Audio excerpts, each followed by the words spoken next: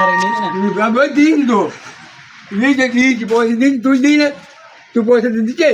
না আমাকে দিচ্ছি বল বলে গো মুন্ডাকে বলে ও ঠাকুর বলে আমার পয়সাটা ঠাকুর দাও ধার করবি তুমি করবে কই তুমি ধার করবো আমি আমি খাবো কিছু করতে পারবে ধার করে লোকের নাম তো বেশ করে খাবো। মিলে দুর্নাম তুই বল মিলে কি তুললো আমি চ বল কি তুই চ ফুলো দুর্নাম ফুলটা ধরাক বলছি ফুলটা ধরাক দেখি আবার তো সে গাপুরে ওই গেছে মানে বাবুদা